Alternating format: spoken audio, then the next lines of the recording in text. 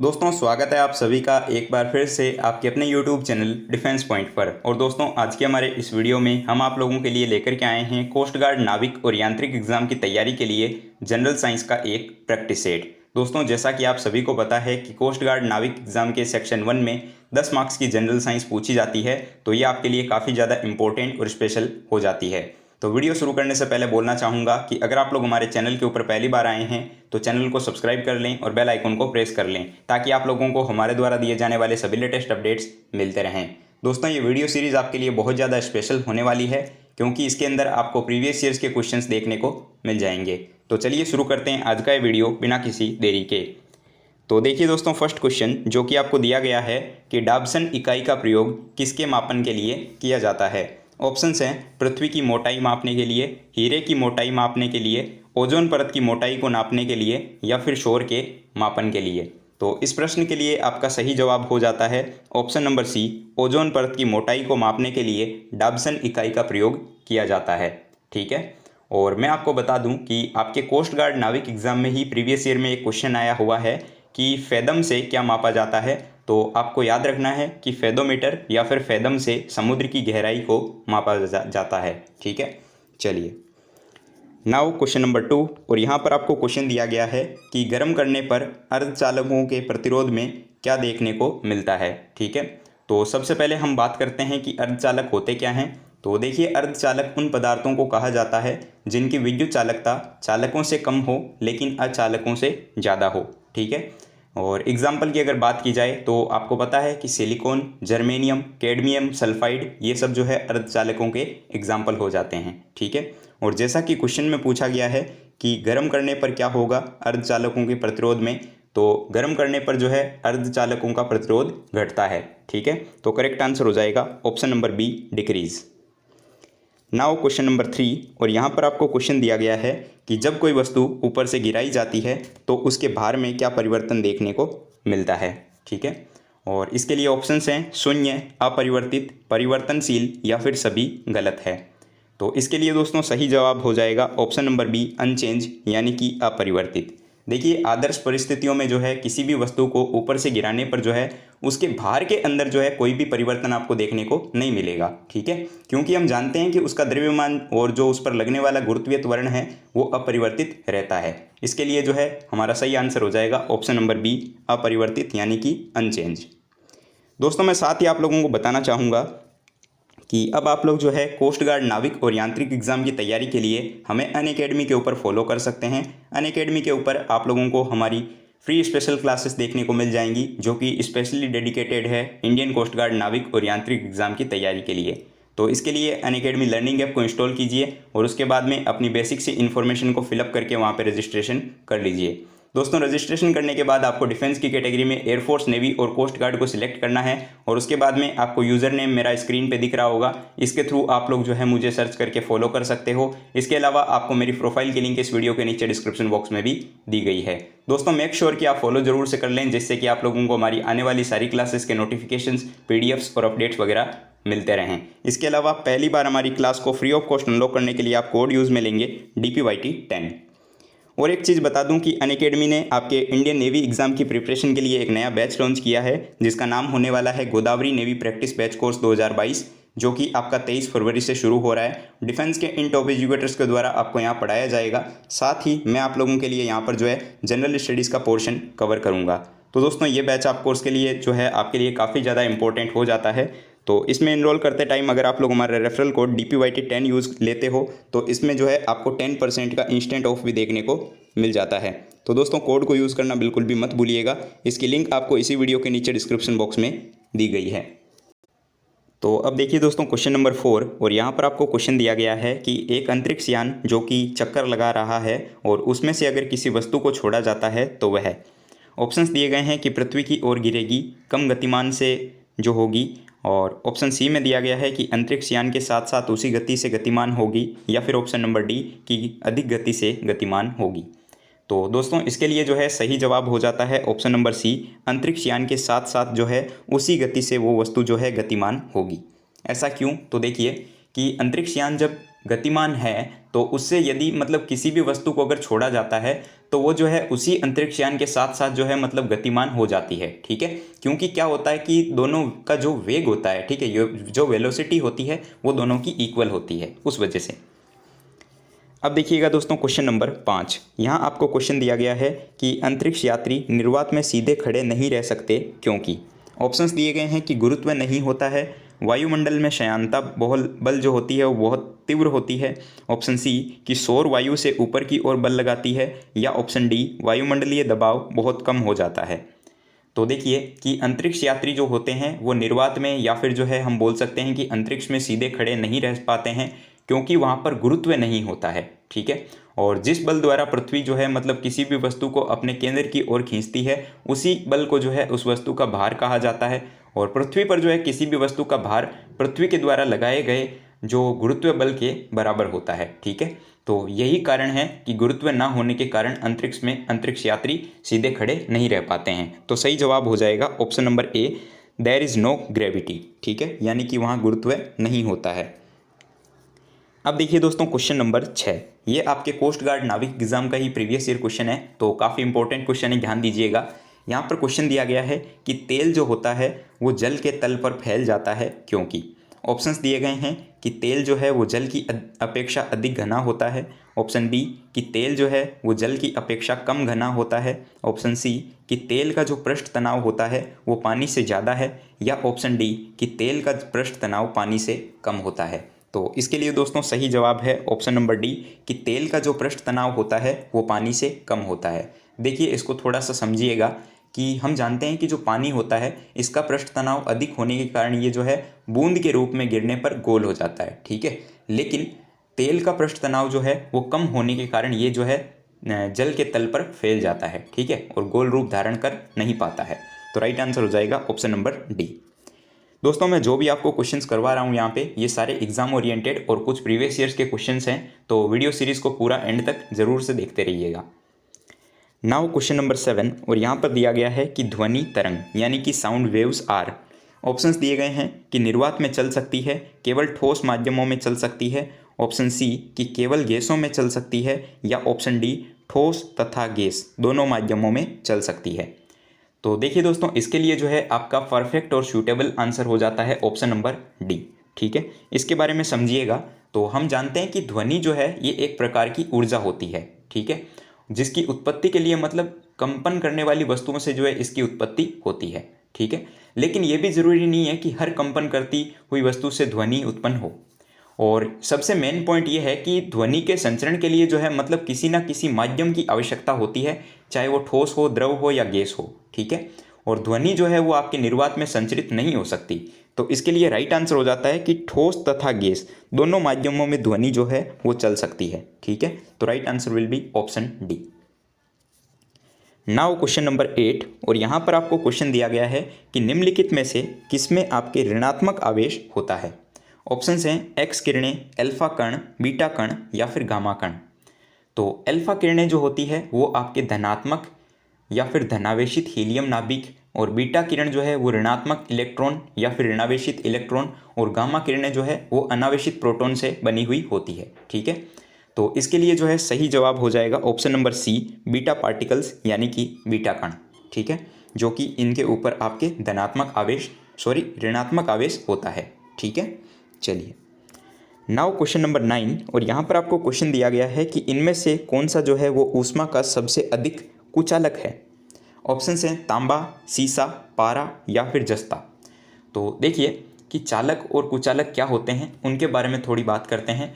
तो वो पदार्थ जिनसे कि आपके विद्युत धारा का प्रवाह आसानी से हो जाता है उनको हम चालक बोलते हैं। ठीक है, जैसे कि आपको पता है चांदी, तांबा इसके जो है बेस्ट एग्जाम्पल्स हैं। और वो पदार्थ जिनमें कि आपका विद्युत धारा प्रवाहित नहीं होती है उनको हम कुचालक बोल देते हैं। ठीक है, जैसे कि कांच हो गया, रबर हो गया, प्लास्टिक हो गया, ये सब जो है कुचालकों के उदाहरण हैं।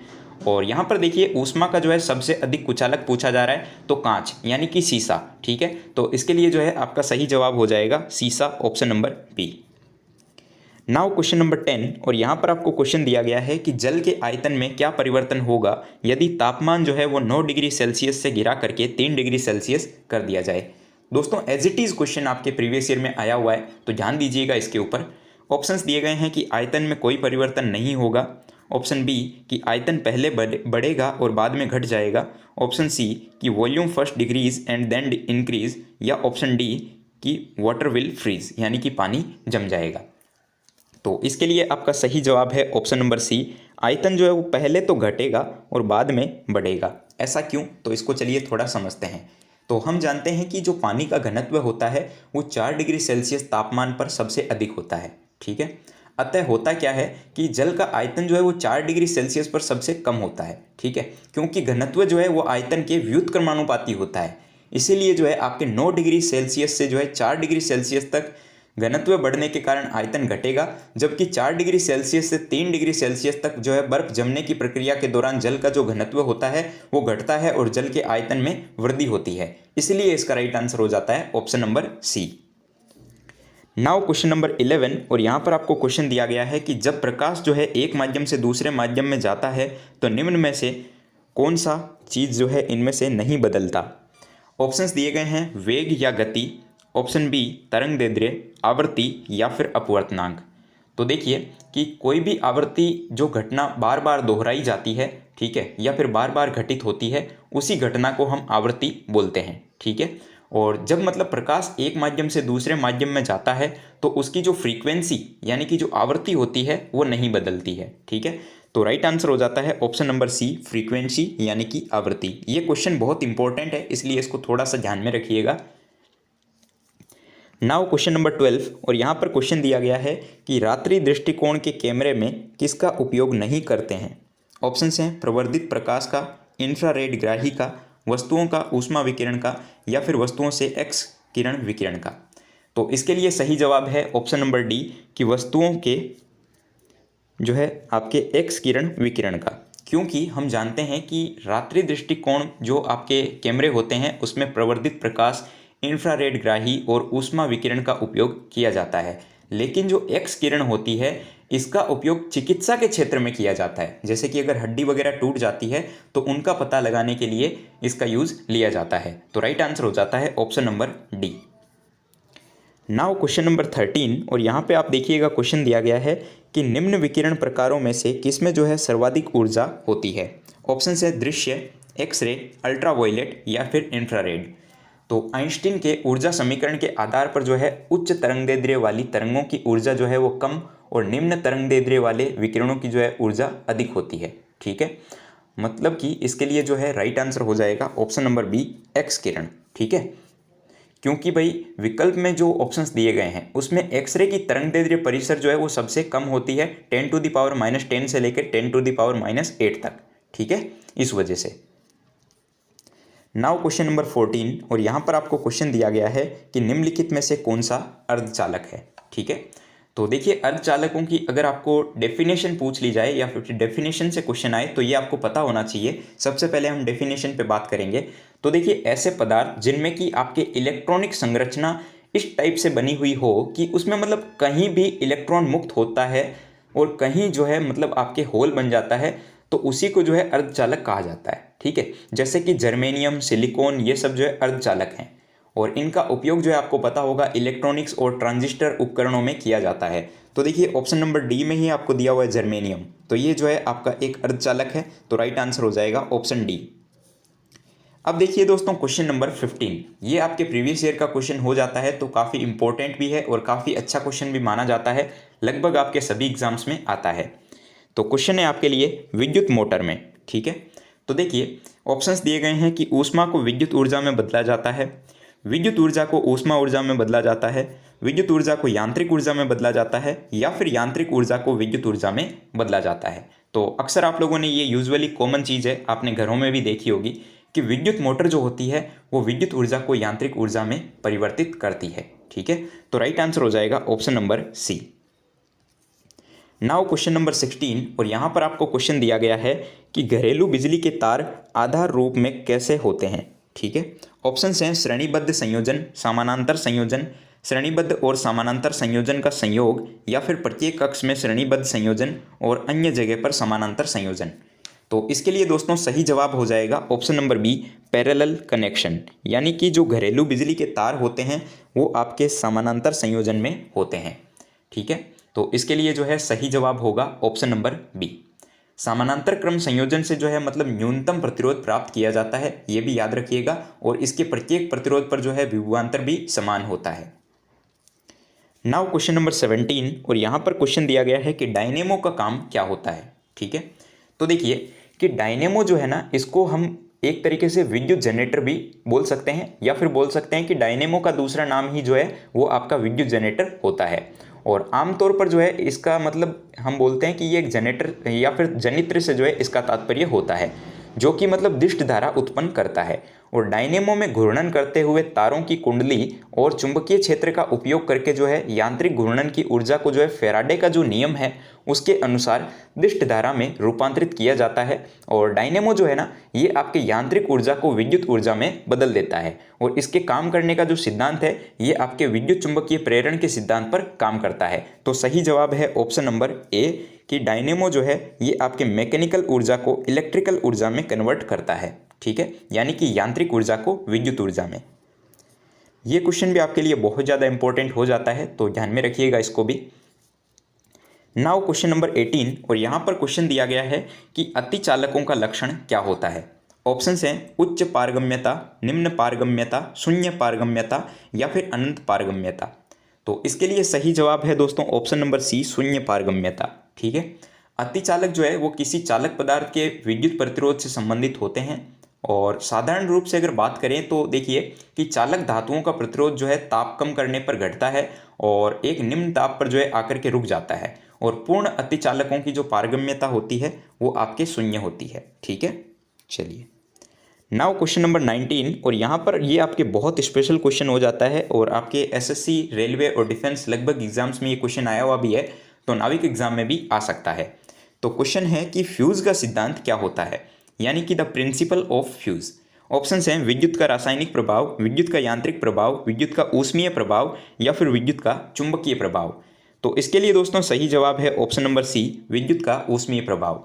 देखिए फ्यूज का सिद्धांत जो है ना, ये आपके विद्युत के ऊष्मीय प्रभाव पर ही काम करता है। और फ्यूज तो हम जानते हैं कि टिन और सीसा की जो मिश्र धातु होती है, जिसमें कि टिन 60% होता है और आपके सीसा जो है वो 40% होता है, उससे मिश्र धातु से बना हुआ होता है फ्यूज। और इसका निम्न गलनांक और उच्च प्रतिरोध जो है शक्ति वाला तार भी होता है इसमें लगा हुआ। ठीक है, जो कि हमारे घरों में जो आपके विद्युत सर्किट वगैरह जो होते हैं उनको सेफ रखता है, या फिर जो हमारे इलेक्ट्रॉनिक अप्लाइंसेस होते हैं उनको ये सेफ रखता है, क्योंकि जब धारा तेजी से आती है तो ये सर्किट को तोड़ देता है। ठीक है, यानी कि कनेक्शन एक तरीके से कट जाता है। चलिए नाउ क्वेश्चन नंबर 20, और यहाँ पर देखिए एक छोटा सा न्यूमेरिकल दिया हुआ है और सेम इसी टाइप का क्वेश्चन आपके एग्जाम में भी आया हुआ है। तो क्वेश्चन है कि 100 वाट के एक बल्ब को 4 घंटे तक स्विच ऑन रखा जाता है। ठीक है, 100 वाट का बल्ब है और समय दिया गया आपको 4 घंटे। तो पूछा जा रहा है कि प्रयुक्त विद्युत ऊर्जा की इकाई क्या होगी, यानी कि यूनिट पूछी जा रही है आपसे। तो देखिए विद्युत ऊर्जा की यूनिट के लिए हम क्या करते हैं, वाट इंटू घंटा अपॉन हज़ार। ठीक है, तो हम क्या फॉर्मूला लगाते हैं, फॉर्मूला होता है वाट मल्टीप्लाई आवर अपॉन 1000। ठीक है, तो देखिए क्या हो जाएगा, हमें यहाँ वाट कितना दिया हुआ है 100, तो ये हो जाएगा 100 गुणा 4 घंटे बटा 1000। ठीक है, तो यहाँ पर देखिए ये 2 जीरो से 2 जीरो कैंसिल हो जाएगा, और यहाँ पे अगर हम इसको देखेंगे तो ये आपका आ जाएगा 0.4। ठीक है, 0.4 यूनिट जो है इसके लिए सही जवाब हो जाएगा, यानी कि प्रयुक्त विद्युत ऊर्जा की इकाई जो है वो 0.4 यूनिट होगी। तो इसके लिए सही जवाब है आपका ऑप्शन नंबर डी। दोस्तों आई होप कि आपको ये पूरे 20 क्वेश्चन समझ में आए होंगे और वीडियो भी काफ़ी पसंद आया होगा। अगर आपका इनमें से कोई क्वेश्चन है तो आप नीचे कमेंट बॉक्स में पूछ सकते हो। अब एक क्वेश्चन आप लोगों के लिए है क्वेश्चन फॉर यू सीरीज़ में, इसका राइट आंसर क्या होगा आपको नीचे कमेंट बॉक्स में कमेंट करके बताना है।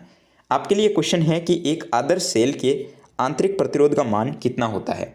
ऑप्शन हैं 0, 0.5, 1 या फिर इन्फिनिटी। तो इसका जो भी सही जवाब होगा आप लोग नीचे कमेंट बॉक्स में कमेंट करके बताइएगा, और उम्मीद करता हूँ आपको वीडियो सीरीज़ पसंद आई होगी, तो वीडियो को लाइक कीजिएगा। चैनल पर आप अगर नए हो तो चैनल को सब्सक्राइब कर लीजिएगा, क्योंकि आप लोगों को इंडियन कोस्ट गार्ड नाविक एग्जाम की तैयारी के लिए कंप्लीट प्रिपरेशन यहाँ पे करवाई जाती है। ठीक है, और दोस्तों वीडियो को अपने दोस्तों के साथ में शेयर करना बिल्कुल भी मत भूलिएगा। इसके अलावा मैं आपको बोल दूं कि हमारे टेलीग्राम चैनल और वेबसाइट की लिंक्स आपको वीडियो के नीचे डिस्क्रिप्शन बॉक्स में दी गई है, तो इन दोनों को जरूर से ज्वाइन कर लीजिएगा, क्योंकि आपको प्रीवियस ईयर्स के क्वेश्चंस, इसके अलावा क्विज भी जो है वहाँ पर देखने को मिल जाएंगे। तो दोस्तों मिलते हैं एक नए वीडियो में, तब तक के लिए जय Hind and thank you so much for watching this video.